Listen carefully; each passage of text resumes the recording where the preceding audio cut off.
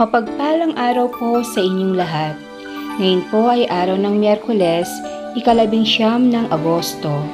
Pakinggan po natin ngayon ang mabuting balita ng Panginoon.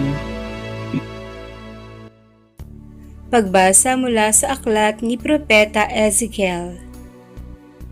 Sinabi sa akin ng Panginoon, "Tao, magpahayag ka laban sa mga pinuno ng Israel. Sabihin mong ipinasasabi ko, nakatakda na ang parusa sa inyo, mga pinuno ng Israel. Sarili ninyo ang inyong iniintindi at hindi ang mga tupa. Iniinim ninyo ang gatas, nagdaramit kayo ng lana, nagpapatay ng mga pinatabang hayop, ngunit hindi ninyo pinakakain ang mga tupa. Bakit hindi ninyo pinalalakas ang mahihina? Ni ginagamot ang mga may sakit, ni hinihilot ang mga pilay. Bakit hindi ninyo hinahanap ang nawawala, ni ibinabalik ang nalalayo? Sa halip, ay ginagamitan ninyo sila ng kamay na bakal. Sila'y nangangalat at nilalapa ng mababangis na hayop pagkat walang pastol. Ang mga tupa ko'y nagkalat sa mga bundok, burol at sa lahat ng panig ng daigdig. Ngunit walang ibig humanap sa kanila. Dahil dito, mga pinuno, dinggin ninyo ang aking sinasabi. Ako ang Diyos na buhay. Ang mga tupa ko'y pinipinsala at nilalapa ng mababangis na hayop pagkat walang nangangalaga. Hindi hinahanap ng mga pastol ang aking mga tupa. Sa halip na alagaan nila ang mga ito, ang sarili nila ang binubusog. Kaya nga makinig kayo mga pastol. Pakinggan ninyo itong aking sinasabi. Laban ako sa inyo. Pananagutan ninyo ang nangyayari sa aking mga tupa. Hindi ko na kayo gagawing pastol upang hindi na ninyo mabusog ang inyong sarili. Ilalayo ko sa inyo ang aking mga tupa at hindi na ninyo mapakikinabangan ang mga ito. Ito ang ipinasasabi ng Panginoon. Ako mismo ang maghahanap at mag-aalaga sa aking mga tupa." Ang Salita ng Diyos. Salamat sa Diyos. Salmong tugunan. Pastol ko'y Panginoong Diyos, hindi ako magdarahop. Panginooy aking pastol, hindi ako magkukulang. Ako'y pinahihimlay sa mainam na pastulan. At inaakay niya ako sa tahimik na batisan.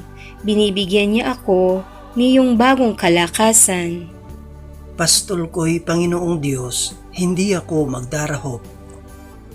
At sang-ayon sa pangako na kanyang binitiwan, sa matuwid na landasi doon ako inaakay. Kahit na ang daang iyo'y tumatahak sa karimlan, hindi ako matatakot pagkat ika'y kaagapay, ang tungkod mo at pamalo, ang gabay ko at sanggalang. Pastol ko'y Panginoong Diyos, hindi ako magdarahop.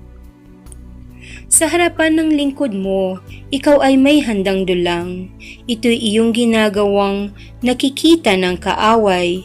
Nalulugod ka sa akin na ulo ko ay langisan at pati na ang kalis ko ay iyong pinaaapaw. Pastol ko'y Panginoong Diyos, hindi ako magdarahop.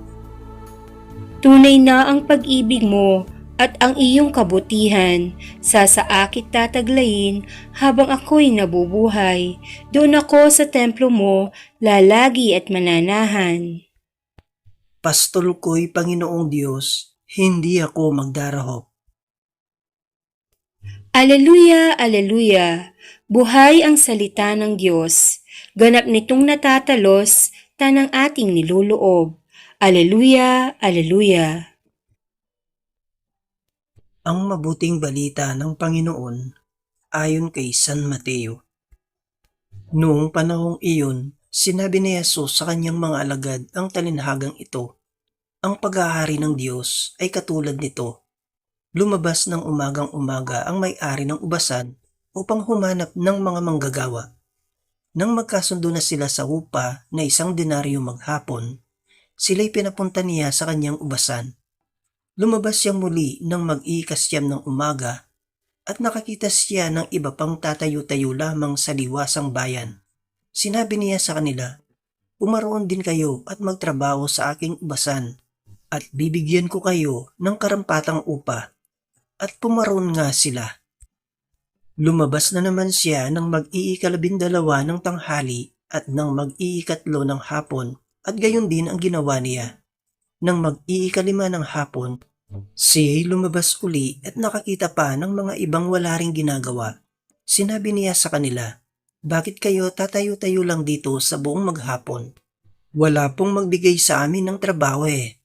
Sagot nila. At sinabi niya, "Kung gayon, pumaroon kayo at gumawa sa aking ubasan." Pagtatakip silim, sinabi ng may-ari ng ubasan sa kanyang katiwala, "Tawagin mo na ang mga manggagawa at sila'y upahan, magmula sa huli hanggang sa buong nagtrabaho." Ang mga nagsimula ng mag-ikalima ng hapon ay tumanggap ng tig-iisang denaryo. At nang lumapit ang mga nauna, inakala nilang tatanggap sila ng higit doon. Ngunit ang bawat isa'y tumanggap din ng 1 denaryo. Pagkatanggap nito, nagreklamo sila sa may-ari ng ubasan. Sabi nila, "1 oras lang pong gumawa ang mga huling dumating. Samantalang maghapon kaming nagpagal at nagtiis ng nakapapasong init ng araw. Bakit naman po ninyo pinagpare-pareho ang upa sa amin?" At sinabi niya sa isa sa kanila, "Kaibigan, hindi kita dinadaya. Hindi ba't nagkasundo tayo sa 1 denaryo? Kunin mo ang ganang iyo at umalis ka na. Maano kung ibig kong upahan ang nahuli ng tulad ng upa ko sa iyo? Wala ba akong karapatang gawin ng aking maibigan sa ari-arian ko? O naiinggit ka lang sa aking kabutihang loob? Kaya't ang nahuhuli ay mauuna, at ang nauuna ay mahuhuli." Ang mabuting balita ng Panginoon.